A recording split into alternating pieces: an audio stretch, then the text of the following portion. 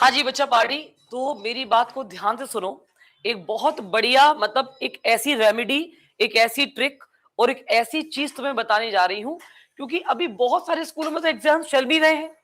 अगर कोई बच्चा 10th में है, 11th में है, 12th में है, हर स्कूल में एग्ज़ाम्स चल रहे हैं। आपने खुद अपना एक एक्सपीरियंस, 2 एक्सपीरियंस तो करके देख ही लिया होगा। देखा है कि नहीं देखा है? इसमें आप देखो क्या तुम्हें दिखाई दे रहा है? गौर से देखो इस पूरे हैक को कि इसमें क्या-क्या चीज़ें मैंने डाली हुई हैं।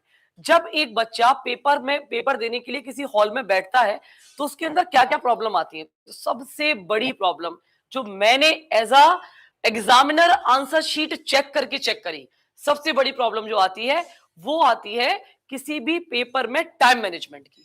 सबसे बड़ी प्रॉब्लम। अब आती है टाइम मैनेजमेंट में क्या प्रॉब्लम आती है? तो टाइम मैनेजमेंट की अगर मैम बात करती है तो टाइम मैनेजमेंट में सबसे बड़ी प्रॉब्लम क्या आ रही है? 3 घंटे का केमिस्ट्री का पेपर है। 3 आवर हमको बेस्ट देना है। आपने ये 100% किया होगा जो मैं बताने जा रही हूँ। 101% किया होगा। जब हम पेपर पढ़ते हैं इतने एक्साइटेड हो जाते हैं, इतने ज्यादा वेल एक्साइटेड हो जाते हैं कि हमको ये लगता है कि ओ अरे ये आ गया, ये आ गया, ये आ गया, ये आ गया। तो आपने देखा होगा आपकी स्पीड स्टार्टिंग में बहुत अच्छी रहती है। स्टार्टिंग में आपके क्वेश्चंस लिखने की हैंडराइटिंग देख लेना, कभी चेक कर लेना जब भी नेक्स्ट पेपर देने जा रहे हो। जस्ट चेक कि स्टार्टिंग के 3 पेज की हैंडराइटिंग क्या है और लास्ट के 2 पेज की हैंडराइटिंग क्या है। दोनों में जमीन आसमान का अंतर रहता है। टी कहीं और, वाई कहीं और, ए कहीं और, अल्फाबेट्स फैले फैले रहते हैं रायते की तरह। क्यों? क्योंकि स्टार्टिंग में आपने टाइम ज्यादा कंज्यूम कर दिया उस चक्कर में। तो जो ऑफलाइन बच्चे हमारे यहाँ पर मुझे सुन रहे हैं और जो ऑफलाइन बच्चे हमारे यहाँ रजिस्टर्ड होते हैं, तो हम उन पेड बच्चों को जो पेड कोर्स यहाँ पर बाय करते हैं, उनको हम ये ट्रिक सिखाते हैं, उनकी प्रैक्टिस करवाते हैं, उनको बताते हैं कि 3 आवर का पेपर 2.5 घंटे में कैसे वाइंड अप करना है। बिल्कुल 2.5 घंटे के अंदर वो कैसे लिखेगा बच्चा पेपर और हैंडल करेगा। इवन मेरे से पढ़ाया हुआ बच्चा, ऑफलाइन पेड वाला बच्चा इतना ट्रेंड होता है कि कम से कम वो बच्चा और ऑप्शंस में जो क्वेश्चंस आते हैं वो उसको भी 2.5 घंटे के अंदर समराइज करता है। ये चैलेंज होता है और ये मैं करवाती हूँ। तो अब तुम तो बिल्कुल अगर मुझे सुन रहे हो लाइव, कहीं पर ही मेरी वीडियो रैंडमली अब तुम्हारे पास आ गई है, तो मैं तुम्हें टाइम मैनेजमेंट में एक ट्रिक बता रही हूँ। समझ लो मेरे बच्चे बिल्कुल तरीके से कि आप अपने वॉच को, आपको याद रखना है हर 10 मिनट में आपको एक वॉच को देखना ही देखना है। और अपनी वॉच को आपको ऐसे करना होगा, एग्जाम हॉल में अपनी वॉच आप लेके जाएंगे और वॉच लेके जाने के बाद, ये मैंने अपनी बेटी को सिखाया था कि बेटा आपको ये वॉच को ऐसे सामने रखना होता है। टेबल होती है ना, टेबल, सामने वाला बंदा बैठा है, इधर एक बंदा बैठा है, इधर एक बंदा बैठा है, तो आप टेबल को, उसको हमने कहा था ऐसे टिका के ऐसे रख दो और आप बस लिखते जाओ और आपका 10 मिनट में इसमें स्ट्रोक लिखते जा रहा हो, 10 मिनट में इसमें स्ट्रोक पड़ रहा है। आपको पता चल रहा है कि कितना मिनट, कितना टाइम कोई चीज ले रही है। तो आपको रश नहीं करना है। नहीं आ रहा क्वेश्चन, खटाक से उसका स्पेस छोड़ा, नेक्स्ट क्वेश्चन अटेम्प्ट किया। जब वो क्लिक करेगा तो हम उसे वापस आएंगे, मतलब टाइम को वहां पर बिल्कुल वेस्ट नहीं करेंगे। पहली ट्रिक। ठीक। दूसरी ट्रिक पे अगर आते हैं तो ये हमारा सबसे बेस्ट तरीका रहता है। केमिस्ट्री में प्रॉब्लम आती है चीजों की, क्योंकि केमिस्ट्री में 3 अलग प्रकार की ब्रांचेस हैं। फिजिकल अलग है, इनऑर्गेनिक अलग है, ऑर्गेनिक अलग है।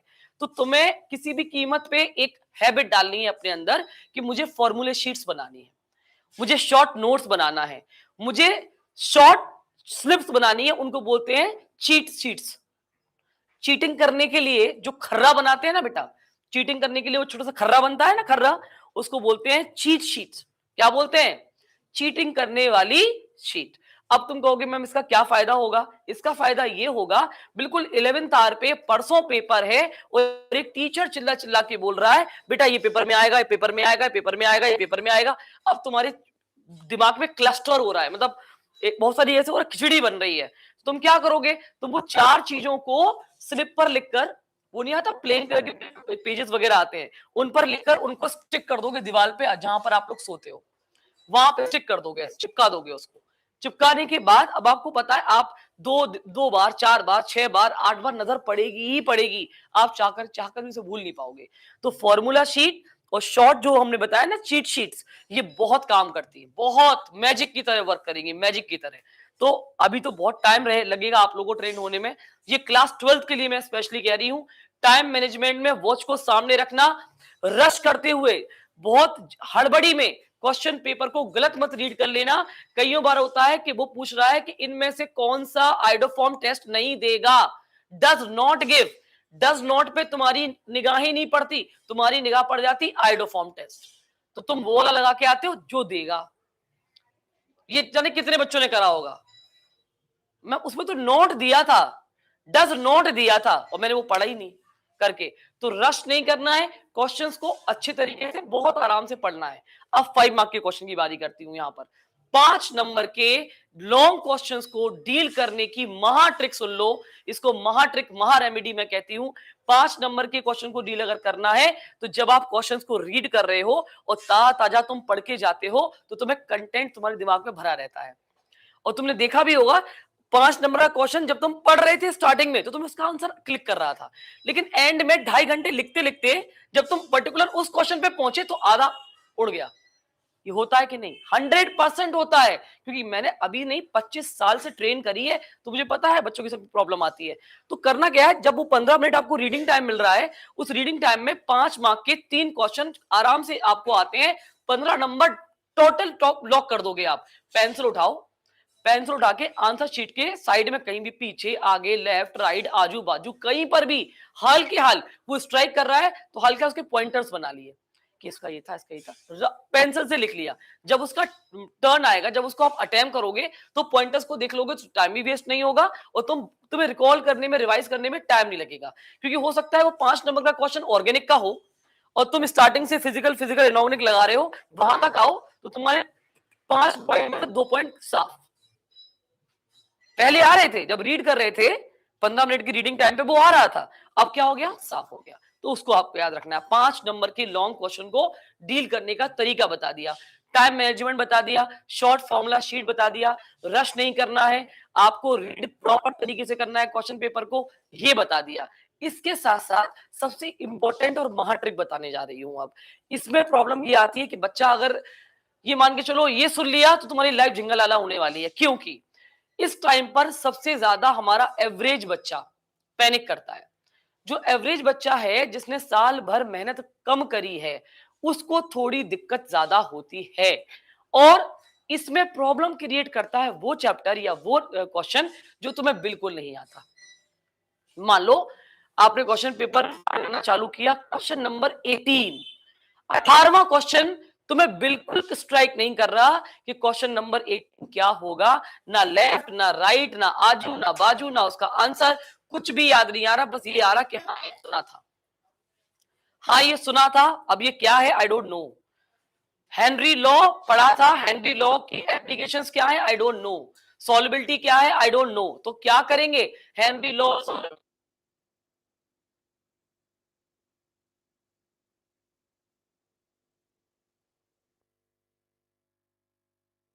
3 मार्क का क्वेश्चन है, 3 नंबर का क्वेश्चन है वो, 3 मार्क। तो क्या तुम 3 नंबर छोड़ के आओगे, वो भी इतने बड़े 12th क्लास के एग्जामिनेशन में? नहीं बेटा, छोड़ के नहीं आओगे। तरीका सुनो उसको क्या करना है, किस चैप्टर से रिलेट करता है। तुरंत बच्चा कहेगा हेनरी लॉ मैंने पढ़ा था सॉल्यूशन से, फर्स्ट चैप्टर में है, पहले ही चैप्टर में है, तो चैप्टर याद आ गया। फिर हेनरी लॉ किस टॉपिक में पढ़ाया गया उसके आजू बाजू का तुम्हें तो याद आ रहा होगा ना। इतना तो प्रॉपर हेनरी लॉ याद नहीं आएगा, लेकिन ये याद आएगा कि हेनरी लॉ किस टॉपिक में पढ़ाया गया था। बस वहां तक पहुंच गए, अब कुछ नहीं करना।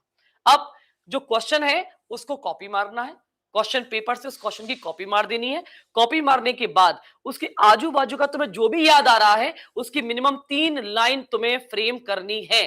प्रॉपर हेनरी लॉ की फ्रेम नहीं करनी है, तुम्हें हेनरी लॉ से रिलेटेड तुम्हें जो भी याद आया है उस पेज का, उस एनसीईआरटी का या उस बुक का या तुम्हारे नोट्स का, तुम्हें वो लिख के आना है। कम से कम 6 लाइन लिख के आनी है उस क्वेश्चंस की जो तुम्हें बिल्कुल भी नहीं आया और तुमने सोचा हम नहीं करेंगे, हम इसको छोड़ देंगे, हम अटेम्प्ट नहीं करेंगे। खाली स्थान तुम छोड़ने जा रहे थे, खाली स्थान, वैकेंट स्पेस, क्वेश्चन छोड़ने की तो हिदायत में कभी देती ही नहीं हूं। कि करना क्या है ये बताती हूँ। तो ये महाट्रिक आप याद रखेंगे, को पूरा क्वेश्चन पेपर आप अटेंड करेंगे। वाइंड अप करते करते जाते जाते एक लास्ट बात सुन लीजिए मेरी, सबसे इंपॉर्टेंट। जब भी आप किसी भी क्वेश्चन में डिफाइन करेंगे, एक्सप्लेनेशन करेंगे, कुछ भी बताएंगे, याद रखना उसको पॉइंट्स के फॉर्म में आप लिख के आएंगे, पॉइंटर्स बनाएंगे आप। अगर आपने पॉइंटर्स नहीं बनाए, एक पैराग्राफ बनाया, मार्क्स तब भी मिलते ही हैं, मार्क्स नहीं कटेंगे, लेकिन जो पॉइंट्स वाली कॉपी होती है उसको अप्रिशिएट करते हैं, मैं खुद करती हूँ। कम से कम 18 साल से कॉपियां चेक कर रही हूँ, मैं खुद करती हूँ कि ये बच्चा ट्रेंड बच्चा है, this girl this boy is trend boy, इसको किसी ने ट्रेंड किया है कि पैराग्राफ नहीं लिखना, पॉइंट्स लिखने हैं। न्यूमेरिकल का आंसर जब भी निकलेगा तो न्यूमेरिकल के आंसर को बॉक्स में बंद करेंगे, किसी भी कीमत पे हैबिट डाल लो, अभी 2 दिन है एग्जाम्स के लिए, और उसमें यूनिट लगाएंगे, बिना यूनिट के आप ये मान के चलो उस आंसर की वर्थ वैल्यू 0 हो जाती है। यूनिट लगाना है, डब्बे में बंद कर लेना है। जितने भी पॉइंट बना के लिख के आओगे, उसमें जो भी कीवर्ड होगा उसको ब्लैक कलर के पेन से आप हाईलाइट करिए या ब्लू कलर के पेन से उसको हाईलाइट करिए। जैसे कि एग्जामिनर ने कॉपी ऐसे टर्न करी, उसे एफर्ट्स ही नहीं लेने यार, उसको एफर्ट्स ही नहीं लेने। तुम इतने प्यारी तरीके से तुमने कॉपी को एक्सप्रेस किया है, इतने प्यारी तरीके से तुमने कॉपी में लिखा है कि उसे एफर्ट्स नहीं लेने। एफर्टलेस वर्क जब वो करता है ना, like this, like this, turn, like this, turn, अरे ये तो बहुत प्यारा बच्चा है, माइंड सेट कर लिया तुमने, उसके सबकॉन्शियस माइंड को जीत लिया। ये तो जीता ही जीता, साथ में तुमने ये भी जीत लिया, और जब तुमने ये जीत लिया तो छोटी छोटी सिली मिस्टेक्स भी रहेंगी ना, तो वो अवॉइड हो जाएगी, और तुम्हारी कॉपी में तुम्हें नंबर मिनिमम 10 से 12 नंबर ऐसे होंगे जो तुम्हें नहीं मिलने चाहिए थे, वो मिलेंगे। तब बच्चा सीधा 90 प्लस मारता है। ये मेरी रेमेडीज थी, ये मेरी ट्रिक्स थी। मैं चाहती हूं आप इन सारे पॉइंट्स पर काम करके ही एग्जाम हॉल में जाओ। 2 दिन एग्जाम के रह गए हैं, अपने आप को प्रूव कर दो। जितने बच्चे यहां मुझे सुन रहे हैं वो अपने आप को प्रूव कर लो कि हाँ मुझे अपना बेस्ट देना है। क्या बात समझ में आ गई? तो इसको फॉलो जरूर करना। डन। ओके।